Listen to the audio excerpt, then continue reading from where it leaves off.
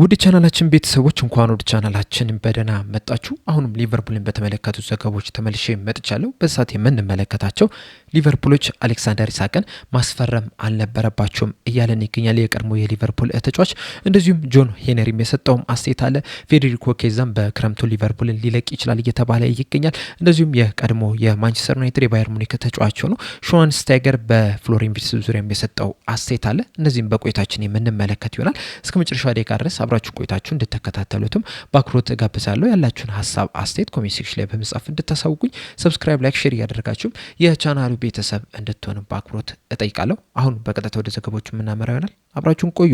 በመጀመሪያ የምንመለከተው ሽዋንስታይገር የሰጠውን አስተያየት ይሆናል። ይህ ጀርመናዊ የቀድሞ የማንቸስተር ዩናይትድ እንደዚሁም የባየር ሙኒክ ተጫዋች የነበረው ሽዋንስታይገር ከስፖርት ቢልድ ጋር ቆይታ አድርጎ ነበረ። በዚህ ቆይቶም ፍሎሪን ቪርትዝንና ጀማል ሙሲያላን ልክ እንደ አሪያን ሮበንና እንደ ፍራንክ ሪቤሪ ነው የምመለከታቸው የሚል አስተያየቱን ሰጥቷል።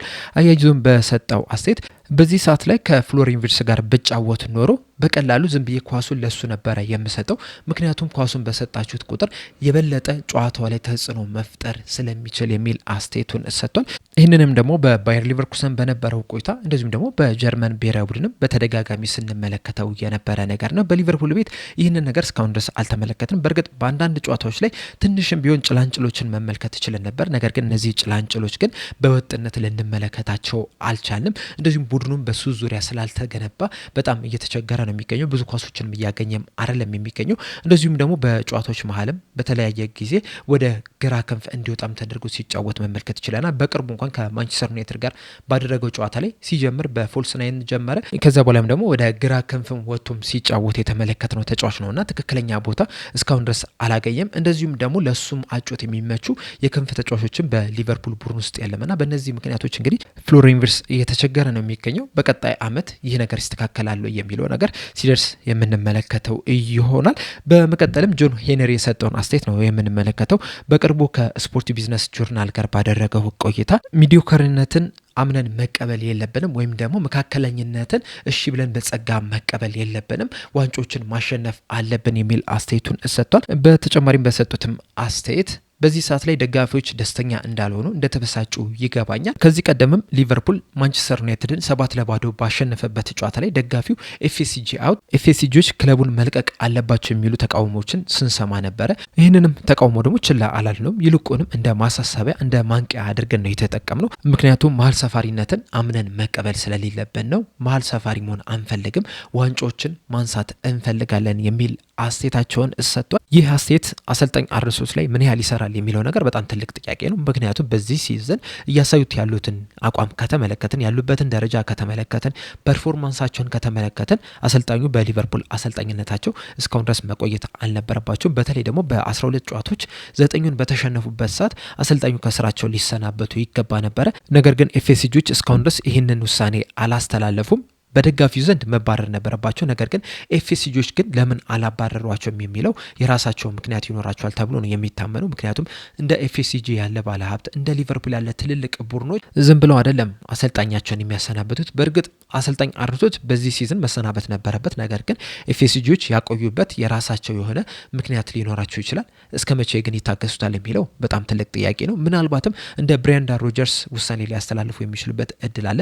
የምታስታውሱ ከሆነ ብሬንዳን ሮጀርስ በክረምቱ ይሰናበታሉ ተብሎ ተጠብቀው ነበር። ነገር ግን ኤፍኤስጂዎች ሳያሰናብቷቸው ቀርተው ተጨማሪ የዝውውር መስኮት ጠብቋቸው ከዛ በኋላ ኖቬምበር ወር አካባቢ ላይ ነበር ከስራቸው ያሰናበቱትና ምናልባትም አሁንም ለአሰልጣኝ አርነ ስሎት የክረምቱ የዝውውር መስኮት ላይ እድል ይሰጧቸዋል፣ ተጫዋቾችን ያስፈርሙላቸዋል። ከዛም በቀጣይ ሲዝን ጥሩ የሚባል አጀማመርን የማይጀምሩ ከሆነ ከስራቸው ሊያሰናብቷቸው የሚችሉበት ከፍተኛ እድል አለ ተብሎ ነው የሚጠበቀው። በእርግጥ አሁን ላይም እየወጡ ባሉ መረጃዎች መሰረት ሲዝኑ እንደተጠናቀቀ አጠቃላይ ስብሰባ ይኖራቸዋል። ይህንንም አመት ይገመግማሉ ተብሎ ነው የሚጠበቀው። ከዛ በኋላ እንግዲህ ውሳኔዎችን እንደሚያስተላልፉ ነው እየተነገረ የሚገኘው። እናም ምናልባትም ሀሳባቸውን ቀይረው አሰልጣኙን ሊያበረሩ የሚችሉበት በጣም ጠባብ እድል አለ እየተባለ ነው የሚገኘው። በዚህ ዙሪያ እንግዲህ ያላችሁን ሀሳብ አስተያየት እንዳለ ኮሜንት ሴክሽን ላይ በመጻፍ አሳውቁኝ። በመቀጠል የምንመለከተው ካልቾ መርካቶ ይዞት የወጣውን ዘገባ ነው። እንደ ካልቾ መርካቶ ዘገባ ከሆነ ፌዴሪኮ ኬዛ ሳምንታዊ ደሞዙን በመቀነስ ከሊቨርፑል ወጥቶ ወደ ሌላ ክለብ መቀላቀል ይፈልጋል እያለን ይገኛል። ይህ ተጫዋች እንግዲህ ለሊቨርፑል ከፈረመ ጀምሮ የዝውውር መስኮቶች በተከፈቱ ቁጥር ከሊቨርፑል ይለቃል የሚሉ ዜናዎችን በተደጋጋሚ እየሰማን ነው የምንገኘው። ባለፈው የክረምቱ ዝውውር መስኮትም ሊወጣ ይችላል ሲባል ነበረ። በጃንዋሪ ዝውውር መስኮትም ሊወጣ ይችላል ሲባል ነበረ። አሁንም ክለቡን ሊለቅ የሚችልበት ከፍተኛ እድል አለ እየተባለ ነው የሚገኘው። በተለይ ደግሞ ልክ እንዳለፈው ሲዝን ሁላ በዚህ ሲዝንም አሰልጣኝ አርነ ስሎት ለዚህ ተጫዋች ብዙ የመጮቻ እድል እየሰጡት አይደለም የሚገኘው። አጀማመሩ ላይ በጣም ጥሩ ነው የነበረው። ተቀይሮ እየገባም ጎሎችን ማስቆጠርም ችሎ ነበረ። ነገር ግን ከዛ በኋላ ግን የሚገባውን ያህል የመጮቻ እድል ያልተሰጠው ተጫዋች ነው። በዛ ምክንያትም ክለቡን ለመልቀቅ አስቧል ነው እየተባለ የሚገኘውና ምናልባትም በስተመጨረሻም በሚመጣው የክረምት የዝውውር መስኮት ክለቡን ሲለቅ ልንመለከተው እንችላለን። ከዚህ ቀደምም በወጡትም መረጃ መሰረትም የጣሊያን ሴሪ ክለቦችም እዚህ ተጫዋች ላይ ከፍተኛ ፍላጎት እንዳላቸው ነው ሲዘገብ የነበረው። በተለይ ደግሞ ናፖሊ፣ ሮማ እና ጁቬንቱሶች እዚህ ተጫዋች ላይ ከፍተኛ ፍላጎት አላቸው። ለማስፈረምም እንቅስቃሴም ሊያደርጉ የሚችሉበት ከፍተኛ እድልም እንዳለም እየተዘገበ ነው የሚገኘው። በመቀጠልም የምንመለከተው ዶን ሁጅሰን የተባለው የቀድሞ የሊቨርፑል ተጫዋች የሰጠውን አስተያየት ነው። በሰጠውም አስተያየት አሌክሳንደር ኢሳቅን ሊቨርፑሎች ለምን እንዳስፈረሙት እርግጠኛ አይደለሁም እያለን ይገኛል። አያይዞም በሰጠውም አስተያየት በዚህ ሰዓት ላይ እንግዲህ ተጫዋቾች በትንሹም በትልቁም ተጎድተው ጨዋታዎችን እያመለጣቸው ነው የሚገኙ።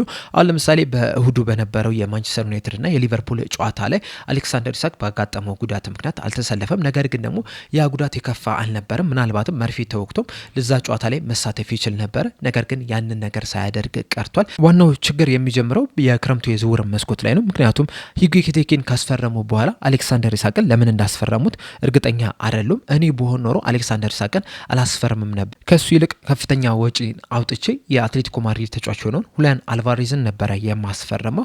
እንዴት ሁለት ተመሳሳይ አይነት ፕሮፋይል ያላቸውን ተጫዋቾች ታስፈርማለህ? ሁለት ኤርሊንግ ሃላንዶችን ለቡድን አታስፈርምም?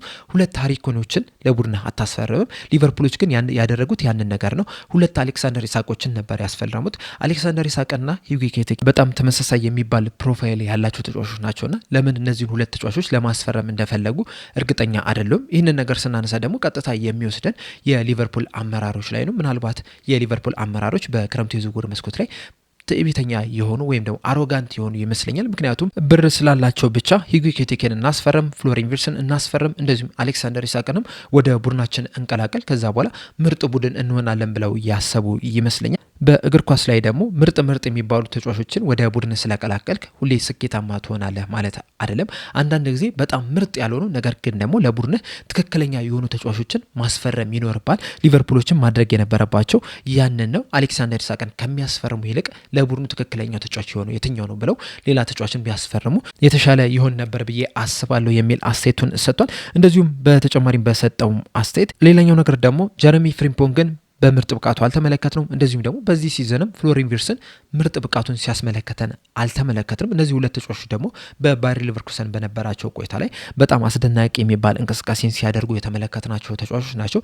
በተለይ ደግሞ በዣቪ አሎንሶ ስር እነዚህ ሁለት ተጫዋቾች በጣም ምርጥ እንደሆኑ በደንብ መመልከት ችለን ነበረ። በሊቨርፑል ግን ያንን እየተመለከትን አይደለም የምንገኘው። እናም ምናልባትም እነዚህ ሁለት ተጫዋቾች ምርጥ ብቃታቸውን እንዲያስመለከቱ ብቃታቸውን በአግባቡ አውጥቶ እንዲጠቀሙ ያደረጋቸውን አሰልጣኝ መቅጠር ተገቢ ምላሽ ሊሆን የሚችልበት እድል አለ የሚል አስተያየቱን ሰጥቷልና በአጠቃላይ ዣቪ አሎንሶ ቢመጣ ምናልባትም ለሊቨርፑል ጥሩ ሊሆን ይችላል የሚል አስተያየቱን ነው እየሰጠን የሚገኘው። እናንተስ ጆን ሁጅሰን በሰጠው አስተያየት ዙሪያ ያላችሁ ሀሳብ ምንድን ነው? አሌክሳንደር ኢሳቅን ማስፈረማቸው ስህተት ነበረ ወይ? እንደዚሁስ ፍሎሪን ቪርትስና ጀረሚ ፍሪምፖንግ ምርጥ ብቃታቸውን እንዲያስመለክቱ ምን መደረግ አለበት ብላችሁ ታስባላችሁ? ዣቪ አሎንሶስ ትክክለኛው መልስ ነው ብላችሁ ታስባላችሁ? መልሳችሁ እንዳለ ኮሜንት ሴክሽን ላይ በመጻፍ አሳውቁኝ። ለአሁን ግን እኔ እዚህ ላይ አበቃው። እስከ መጨረሻ ደቂቃ ድረስ ስለተከታተላችሁኝ ከልብ አመሰግናለሁ። በቀጣይ በሌላ እስከምንገናኝ ድረስ ግን ሰብስክራይብ፣ ላይክ፣ ሼር ማድረግ እንዳትረሱ። ቸር ያቆየን።